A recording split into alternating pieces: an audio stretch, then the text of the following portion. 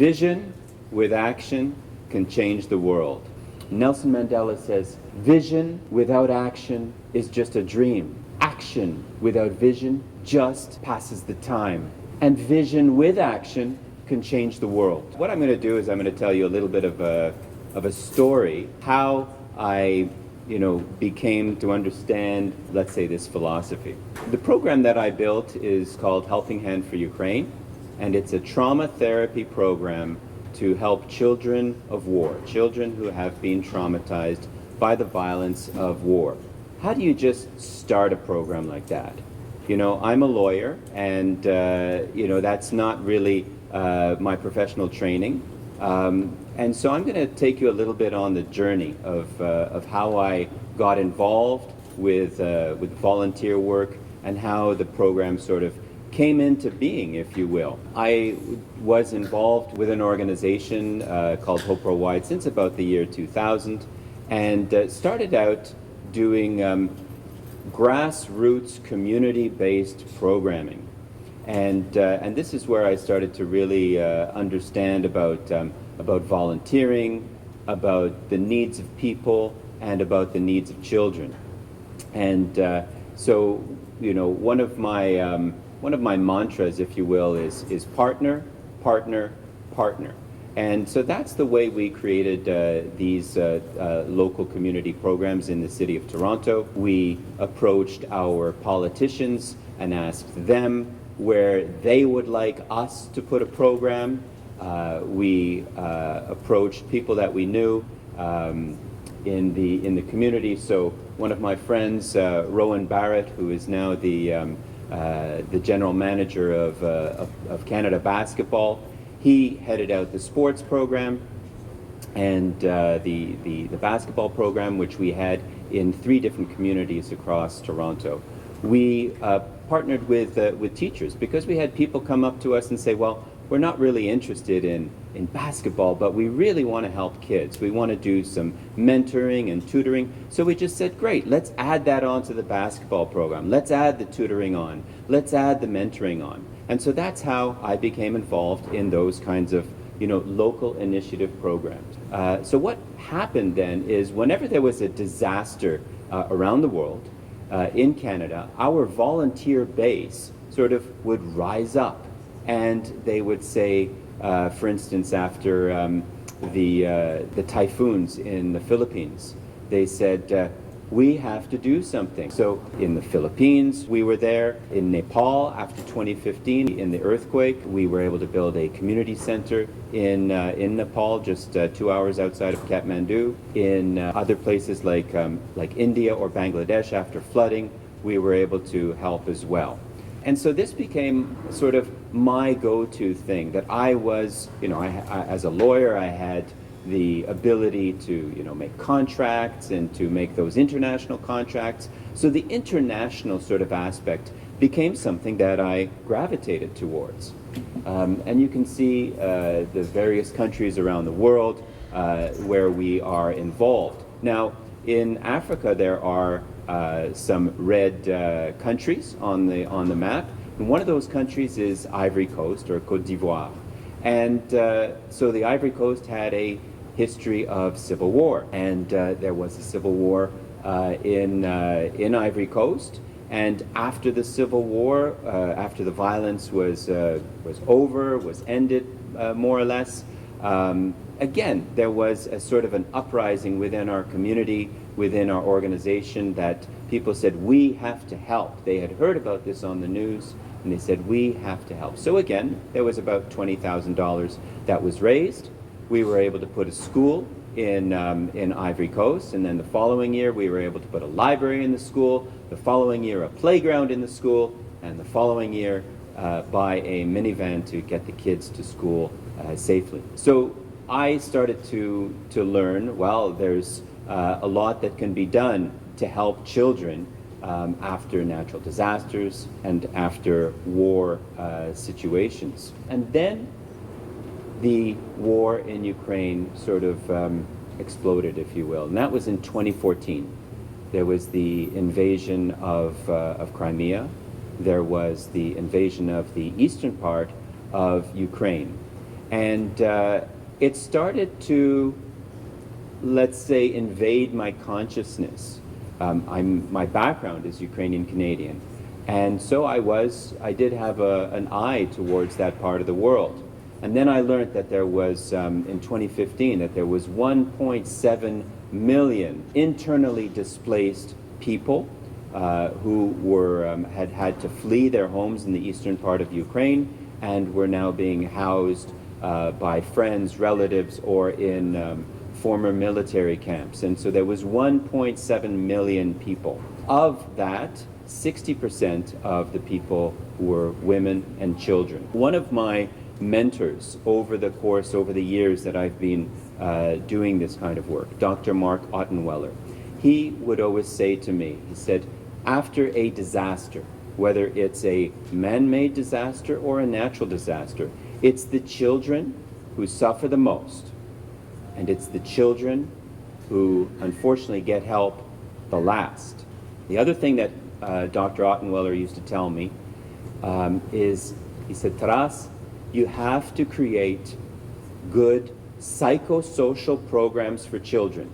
Now, when that came out of Dr. Ottenweller's mouth, I didn't really quite understand what that meant. I'm a lawyer, so that's not part of my vocabulary. I'm not a psychologist or a social worker. But over time, I began to understand, what does this mean, psychosocial programs? What happened was one day in March of 2015, I literally woke up. I was having a dream, I was in my bed, and I woke up with these words. I said, it's time.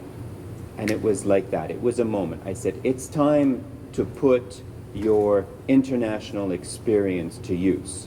It's time to put your volunteering credibility with an international organization to good use. It's time to even put your Ukrainian Canadian heritage to good use. And so I decided that morning that I was going to get in touch with the country director of Hope Worldwide Ukraine, who I had never met before. And so I I knew somebody in Ukraine who was connected with the organization. I said, who is your man? Who is your guy, the person who is heading out the work in Ukraine? And he said, well, you gotta get in touch with Volodymyr. So he put me in touch with him. I contacted Volodymyr and I said, what are you doing for the psychosocial needs of children? And he said, well, we're supplying, clothing, water, food to the IDPs, the internally displaced people. He says, but that's humanitarian. So no, psychosocial program, no, we're not actually doing that. And I said, okay, we have to build that. We have to find out what we can do and make a Made in Ukraine program for a couple of weeks. And they found an organization that is based in London, based in Norway, and it's called Children of War. And they have a therapy program. So we got in touch with them. We were able to get trained in this Children of War therapy program. From Canada, we raised awareness, we raised funds, we were able to raise enough for a pilot project. And so then we built our team. We built our psychosocial support team. And the first thing that we did, this was starting in 2015, the first thing that we did was to train psychologists, therapists, social workers, art therapists in this method. And then we were able to proceed with helping the children, helping them to give them tools, relaxation, anxiety reduction tools and techniques to help them to recover from the trauma of war. We used art therapy in the process. Since 2015, we've been able to help thousands of children. Very interesting component of the program is the parent support of the program. That's probably that's the third pillar of the program. Children of War, as an organization, when they were, for instance, implementing the program for Syrian refugees or for different countries in Africa, they didn't have a strong parent component. But we realized in the Ukrainian context that it was essential because there was, a lot of mistrust and distrust from the parents who were really not used to anything to deal with psychological issues. And for them, that might have been a little bit of voodoo or black magic. And so we realized that we had to integrate the parents in the program. And not only integrate the parents in the program to help them to understand what it was that their children were going through, and that what their children were going through was very real, but also to help them to understand the different techniques that the parents were learning, so that the parents could remind the children, do your exercise, remember your breathing, that sort of thing. But we also had to support the parents so that they themselves could feel a release and could be healing. And so we integrated virtually the same type of therapy program for the parents, which up until that point in time was not part of the official program. So now I want to take just a little sort of break and tell you a story, a success story about Dima. I call this Dima Finds Hope. And so Dima was one of the boys who came out to the program. And the program is actually over a few weeks, a few months. There's 8 sessions, and so every Saturday he would come bright and early, and he would help set up the chairs in the room, and he would go to the front door and he would greet everyone, and he would say, "Hello, my name is Dima. My father is dead." And he would do that. "Hello, my name is Dima. My father is dead. Come sit down." And so Dima had a very difficult, a very conflicted relationship with his father. Because you see, at the beginning of the outbreak of the conflict, a soldier had come to his family home, and his father confronted the person in his yard, and he ended up killing him. The father killed somebody else, and Dima knew that was wrong. He knew that it's wrong to kill somebody, and so he started to have this conflicted feeling. And then, unfortunately, a few months later, his father was also killed by the result of the hostilities. And so Dima came to these therapy groups, and he had this turmoil inside of him, and he had nightmares, which is a very common situation that happens with these children. His nightmare was that there was a bear chasing him in his dreams, and this bear would nearly catch him, and then he would wake up. And at one point in time, he was able to tell the therapists, to tell the people about his nightmare. And so they were thinking, well, what can we do? How can we help Dima? What can we do? What can you do, Dima? And so one day, one of the therapists said, "Dima, what about if you were to draw a picture of a Superman, some kind of a superhero who could fight the bear and beat the bear for you?" And so Dima thought about it, and he said, "That's a good idea." And he set out, and he drew a picture. And he drew a picture of his father as a Superman, as a superhero. And from that point in time, Dima's nightmares went away, and he started to heal little by little. Normally, this would be the last slide in this type of presentation. This would be it. I would leave you with that. But then, February 24, 2022, this year, the full-scale invasion of Ukraine by Russia. There is no part of the country which is not at risk. And so at least one third of the population has had to flee their homes. The government of Ukraine, the Ministry of Health, estimates that 15 million people will need psychological help as a result of the violence, and that figure will probably go up.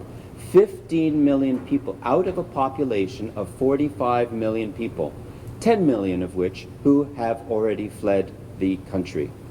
And of those 15 million people, about 3 to 4 million people, they estimate, will need medicated assistance.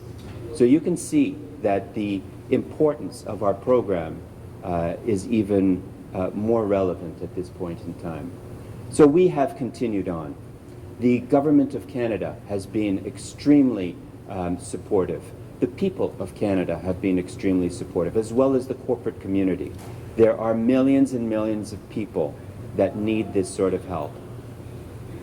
Children, parents, and we are only to help the equivalent of thousands. If you look at that picture, you can see in the faces of the children the absolute trauma. In previous photos that you've seen in this presentation, there was a difference. There was a difference. There was smiling faces. And why is that? Well, because one of the successes of the keys to success of the program was that it was Ukrainians who spoke Ukrainian and Russian, who were the psychologists and the therapists, who were able to give the help to other Ukrainians. This is different than in other countries such as Syria, where it's foreign psychologists who come in to help people, and there has to be translation and everything. So that was one of the success keys. And the children from the east of the country were brought into safe regions, such as Kiev or in the Carpathian Mountains, for rehabilitation and recreation camps. But now the whole country is at play, and you can see that. The whole country is at risk. You can see that in their faces. We still continue on with the training of the trainers, and you can see, however, their faces are quite different than before. They're putting on a brave face, and they are the children and these therapists who are getting trained, they are the heroes. And so you can see how important this work is, how important it is that it continues, how important it is that we continue to develop the Made in Ukraine expertise. And so that's what we're trying to do. We are trying to change the world for one child, for one parent, for one family, for one therapist, so that they can then impact the world. Thank you so much.